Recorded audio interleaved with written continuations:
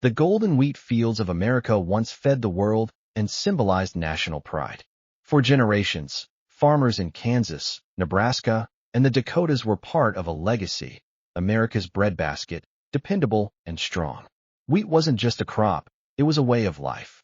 Harvest seasons were like sacred rituals, and grain elevators stood tall like monuments to prosperity. America didn't just grow wheat, it defined the global standard. But now, that legacy is unraveling. Not with loud crashes or headlines, but with silence. Contracts are vanishing. Buyers are walking away. Markets once considered rock solid are drifting toward other suppliers. And in some heartbreaking cases, wheat is being burned rather than sold. Entire rail yards are sitting still, their cars filled with grain going nowhere. What caused this? It's not just economics. It's a trust issue, a perception issue, and above all, a systemic issue. One that crept in slowly while policymakers focused elsewhere. This isn't a dramatic collapse. It's a quiet, slow-moving storm. But it's deadly all the same. And it's leaving America's farmers behind. If you care about the future of American farming, give this video a like and share it. Let's get this message to more people before it's too late. There was a time when American wheat was the gold standard. From the Philippines to France, countries chose U.S. wheat for its quality and, most of all, its dependability. Shipments arrived on time. The grain met exact specifications, and customers could count on that year after year. The Midwest was a well-oiled machine.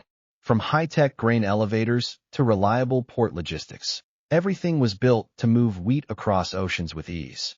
Generations of foreign buyers came to trust that American wheat wouldn't just meet the minimum, it would exceed it.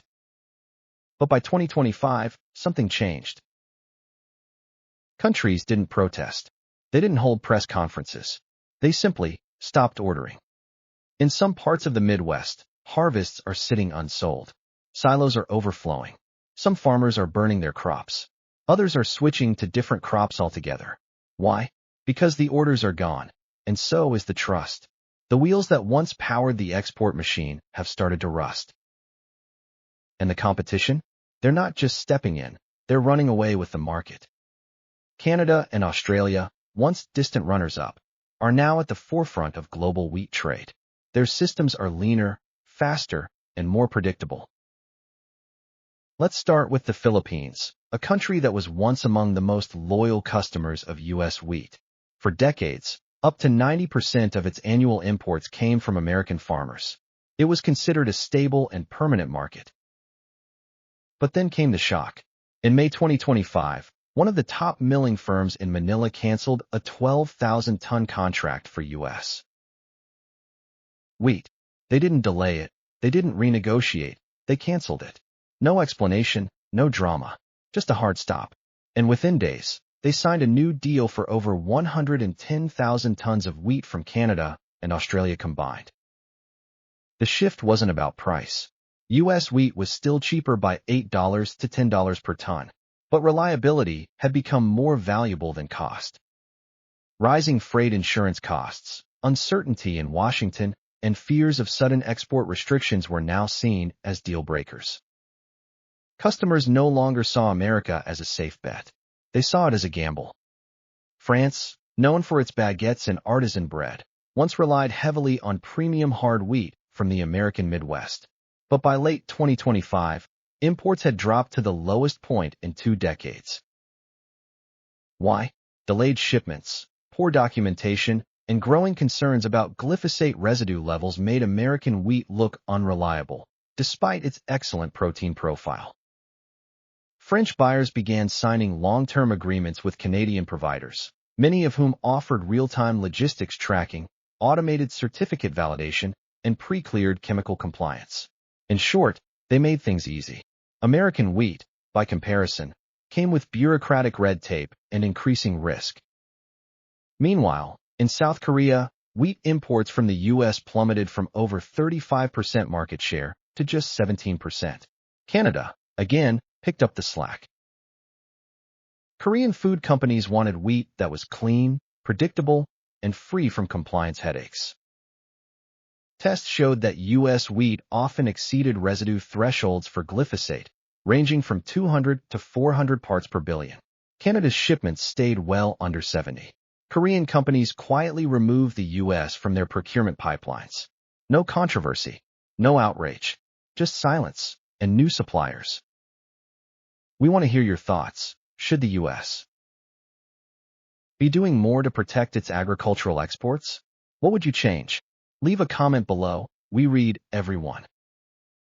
Of all the market losses, perhaps none stung more than Mexico's quiet pivot northward. As a neighbor, a trade partner, and a cultural bridge, Mexico and the U.S. have shared a long history of agricultural ties. But in 2025, those ties began to fray. By mid-year, American wheat exports to Mexico had dropped by nearly 40%. At the same time, Canadian exports rose by over 35%. Newcomers like Argentina even began entering the market. Why the shift? Mexican importers were fed up with unpredictable customs enforcement, changing tariffs, and border delays that disrupted their production timelines. One bakery supply chain executive in Sonora described a 2-week delay at the Texas border that cost them over $100,000 in fees and lost production.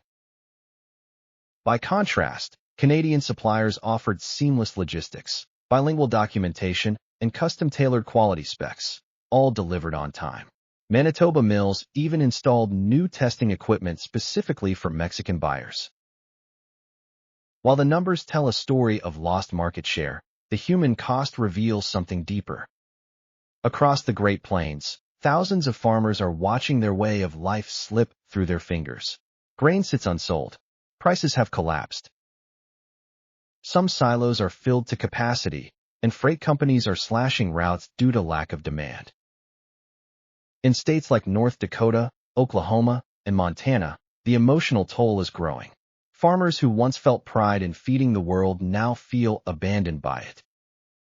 Some are switching to lentils or flax just to stay afloat.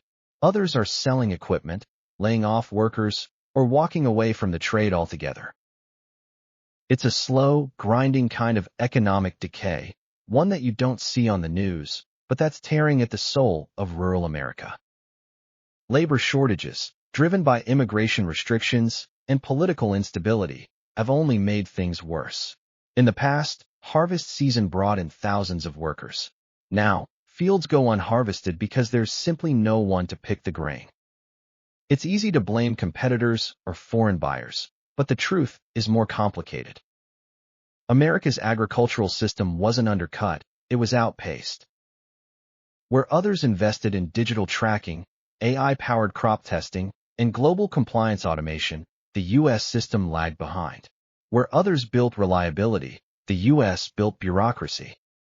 Foreign buyers are no longer willing to tolerate unpredictability. They don't just want the best wheat, they want the most consistent partner.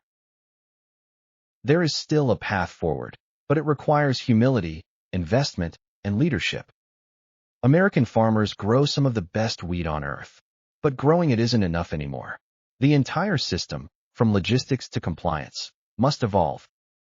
We need export processes that are transparent and digital, chemical testing that meets global standards, customs procedures that are reliable and non-political, and above all, we need to restore the world's trust in American agriculture. Because once trust is lost, it's not just hard to win back, it can take generations. If you found this video informative and believe this story needs to be heard, please like, subscribe, and tap the notification bell. Thanks for watching, and thank you for standing with American farmers.